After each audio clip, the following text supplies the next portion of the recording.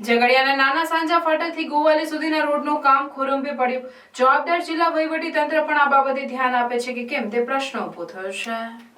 ઝઘડિયા તાલુકામાં વિકાસના કામોની મોટા ઉપાડે જાહેરાત કરનાર નેતાઓ જાહેરાત થયા બાદ કયું કામ ક્યાં ચાલે છે તે જોવાની પણ તસ્દી લેતા નથી. આવું જે કામ મુલતચાર રસ્તાથી નાના સાંજા ફાટક વચ્ચેના રોડનું કામ છેલ્લા કેટલાક દિવસોથી ખોરંભે પડ્યું છે. છેલ્લા કેટલાક મહિનાઓથી મુલત ચોકડીથી લઈ નાના સાંજા ફાટક સુધીના રોડના કામના ટેન્ડરની પ્રક્રિયા પૂર્ણ થઈ ગઈ છે.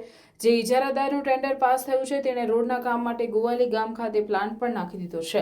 મહિનાઓ સુધી જે તે જવાબદાર ઇજારાદારે આ કામ શરૂ કર્યું ન હતું. છેલ્લા 15 થી 20 દિવસ દરમિયાન મુલત તરફથી નાના સાંજા ફાટક સુધીનો એક તરફનો આખા ટ્રેકના ડામરનું લેયર કાઢી નાખ્યું છે, જેથી એક તરફનો ટ્રેક વાહન વ્યવહાર માટે બંધ થયો છે. ગોવાલીથી નાના સાંજા ફાટક સુધીના રસ્તાના ડામરના પોપડા કાઢી નાખ્યા બાદ છેલ્લા કેટલાક દિવસથી કામ સદંતર બંધ અવસ્થામાં છે, જેના કારણે આ રોડ સિંગલ પટ્ટી થઈ ગયો છે, જેના કારણે ટ્રાફિકની રોજિંદી ખૂબ સમસ્યા રહે છે અને નાના સાંજા ફાટક પર અકસ્માતોની પણ દહેશત સેવાઈ રહી છે. સૂત્રો પાસેથી મળતી માહિતી મુજબ જે કોન્ટ્રાક્ટરનું ટેન્ડર પાસ થયું હતું તે કોન્ટ્રાક્ટરે કામ કરવાનું બંધ કર્યું છે અને બીજો કોઈ પેટા કોન્ટ્રાક્ટરને તે કામ સોંપ્યું હોવાની માહિતી મળી છે. ત્યારે કામની શરૂઆતથી જ આવી લાલિયાવાડી ઇજારાદાર દ્વારા કરવામાં આવી રહી છે, તો પેટા ઇજારાદાર દ્વારા આ કામ કેટલી તસ્દી અને કેટલા નીતિ નિયમોથી કરવામાં આવશે તે એક મોટો પ્રશ્ન છે. કે એક તરફ આ લોકોએ ડામર ચોપડો છે અને બીજી તરફ રસ્તાના સમારકામના નામે ખોદીને બંધ કરી દેવામાં આવે છે. આજે ટ્રાફિકની સમસ્યા જે આપણી પબ્લિક જે ભોગવી રહી છે એના જવાબદાર કોણ? એના જવાબદાર આપણા તંત્રના અધિકારીઓ છે, એના જવાબદાર આપણા ચૂંટેલા પ્રતિનિધિઓ છે, એના જવાબદાર આ કોન્ટ્રાક્ટરો પણ છે અને એના જવાબદાર આપણે પોતે આપણે પબ્લિક પણ છે. કારણ કે આપણે જ એવા લોકોની ઉપર ધ્યાન નથી આપતા કે એમનું ધ્યાન દોરતા નથી કે જે જીવન જરૂરિયાતની વસ્તુઓ છે તેની અંદર એટલા માટે મોટા પાયે આ લોકો ભ્રષ્ટાચાર કરી ખાય છે. આજે આ રસ્તાનું સમારકામ કેટલા સમયથી કરવામાં આવી રહ્યું છે, ત્યારે જો આ લોકોએ રસ્તાનું કામકાજ બંધ જ કરવું હતું તો પછી વચ્ચે ખોઈદું શા માટે, અને ખોઈદું તો પછી કામ શા માટે અટકાયું? એટલે ઘણા સવાલો તંત્રની ઉપર પણ ઊભા થાય છે.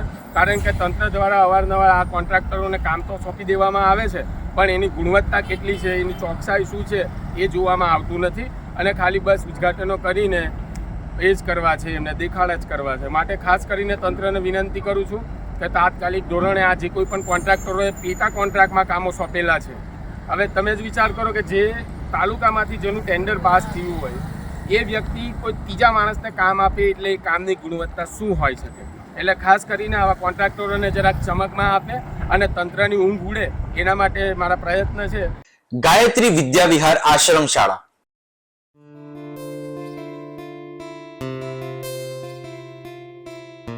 અપગ્રેડેડ માધ્યમિક તથા ઉચ્ચતર માધ્યમિક આશ્રમ શાળા ધોરણ 1 થી 10 તથા 11-12 આર્ટ્સ.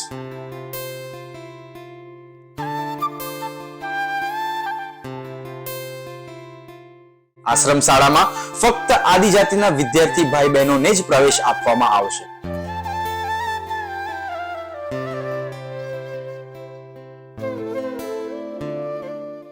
આશ્રમ શાળામાં રહેવા, જમવા તથા નાસ્તાની ઉત્તમ સુવિધા સાથે આધુનિક ટેકનોલોજી આધારિત ધોરણ 1 થી 12 માં અભ્યાસ કરવામાં આવે છે.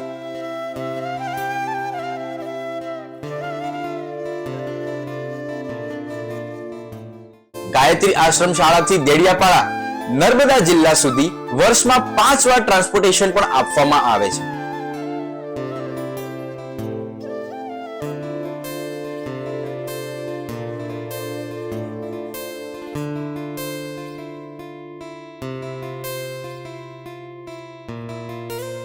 વિદ્યાર્થીઓ જીવનના દરેક ક્ષેત્રમાં સફળતા પ્રાપ્ત કરે તે હેતુથી આશ્રમ શાળા આપ સૌના બાળકો માટે જ્ઞાન ગંગોત્રી બની બાળકના વ્યક્તિત્વ વિકાસનો આધાર સ્તંભ નિશંક બની રહેશે. ગાયત્રી વિદ્યા વિહાર આશ્રમ શાળા, તવરા, ભરૂચ.